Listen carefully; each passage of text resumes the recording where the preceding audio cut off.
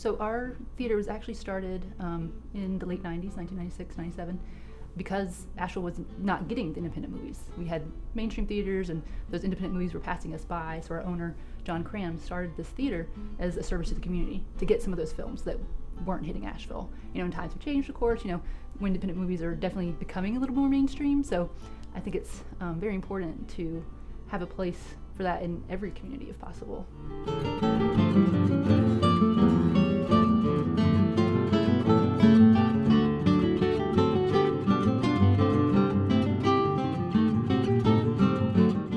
I feel like being downtown and kind of the heart of it all, and with our classic architecture, our marquee, it's just, it has that kind of old-fashioned feel of going to the movies, and the curtain goes up and down and the lights dim, and I hope we bring, just a vintage and welcoming atmosphere.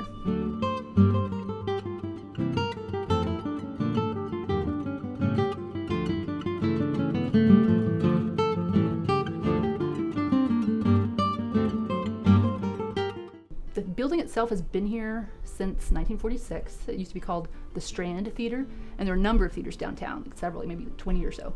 And at the time it was segregated. The downstairs was for white customers and the balcony upstairs was for the colored folks. And then after segregation in the 60s and 70s, the theater did become a XXX theater for a while there.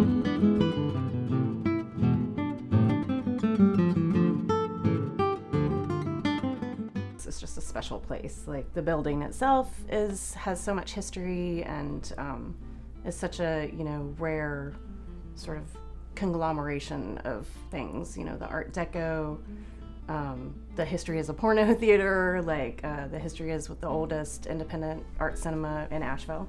And we were the first of a lot of things. Like we were the first, one of the first movie theaters to sell alcohol, and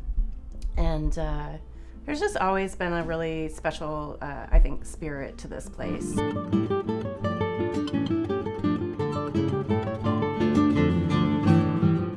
The first movie I worked here was Requiem for a Dream. It was NC-17 rating when it came out, which is a really big deal for a theater because we had to card everyone who appeared under 65, which was really tough as a first, movie to work at right out of the gate. But that's just part of the biz. And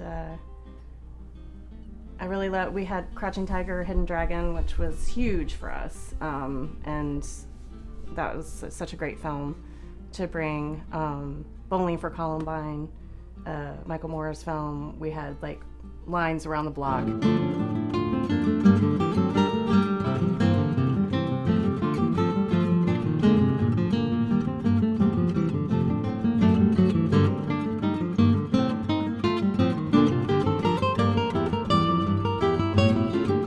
I'm very passionate about giving voice to people who are traditionally marginalized or don't have a voice at all, and that's something that we've always really focused on here at the Fine Arts.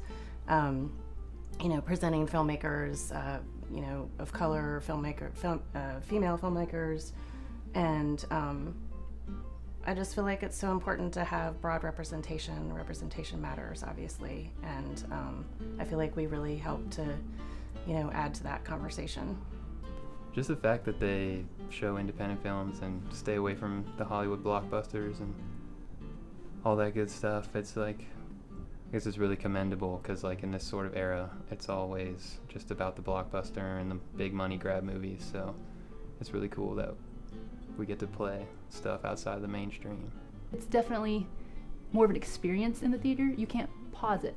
It's you have to sit there and you're kind of captivated by it. You get sucked into the movie, and there's just nothing quite like that at home. You can pause it at home. Which is a convenience, of course, but it being in the theater, having that experience with it on the big screen, the sound that vibrates your seats, it's just immersive. And so I think that's why I love going to the movies anyway.